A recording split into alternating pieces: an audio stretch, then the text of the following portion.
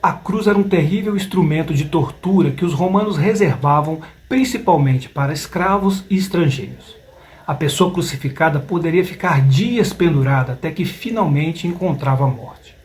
Longe de ser um símbolo de caridade e abnegação, nos tempos romanos a cruz era um símbolo de vergonha, reservado aos piores criminosos e àqueles que serviam como exemplo para todos que tinham em mente enfrentar o império.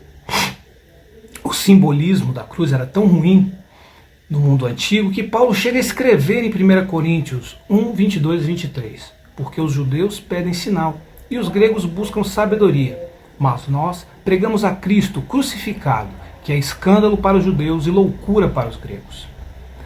Talvez por esse motivo, os apóstolos tiveram tanta dificuldade para aceitar a morte de Cristo, principalmente daquela maneira. Como após tantos sinais, milagres, ele viria a perecer de uma forma tão desonrosa e cruel.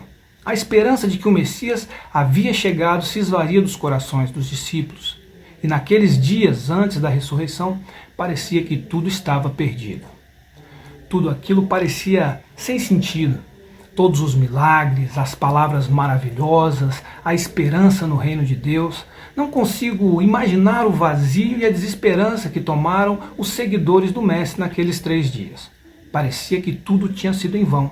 Eles haviam deixado suas famílias, seus empregos, estabilidade, para seguir o Mestre. O que fariam agora? No domingo, depois da crucificação, os discípulos estavam escondidos, com medo do que fariam com eles.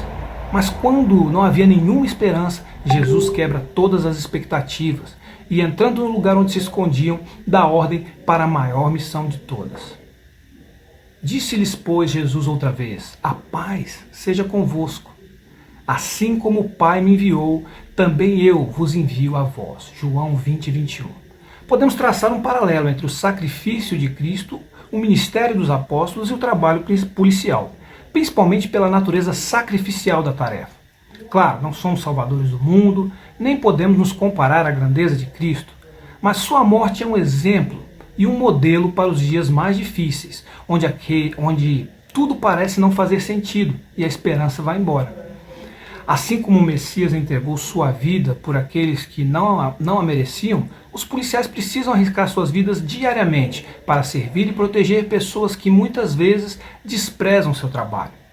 Da mesma forma que os apóstolos foram enviados para a missão, maior do que eles mesmos, todos os dias somos enviados. E talvez por esse motivo, muitos dizem que o serviço policial é um sacerdócio.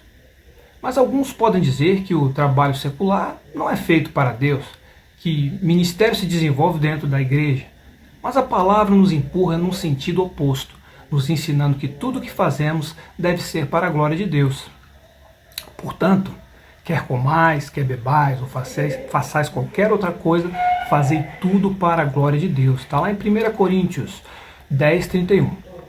A morte no cumprimento do dever é o momento mais duro da nossa carreira. Perder um amigo, um familiar, nos faz questionar toda a dedicação, esforço e empenhos do dia a dia. E nesses momentos as coisas parecem não fazer sentido. Por isso é fundamental que o policial tenha fé. Realizar esse trabalho apenas por salários e benefícios nunca dará ao profissional a dimensão de sua missão ou o sentido para os riscos que corre. O que pode transformar o profissional em um covarde ou pior, em um cínico. Seguir o exemplo de Cristo é a única coisa que pode dar sentido aos sacrifícios da carreira. Entender que o amor ao próximo e o negar-se a si mesmo foram as diretrizes para a vida cristã. A fé na vida eterna, na ressurreição em Cristo Jesus é o consolo para aqueles que tombaram. E exercer a profissão como ministério de Deus é a certeza de estar seguindo os passos do Mestre. O Evangelho ensina que cada um deve tomar a sua cruz. Talvez a nossa seja bem pesada, mas fomos voluntários, chamados a combater o mal, aceitamos a missão.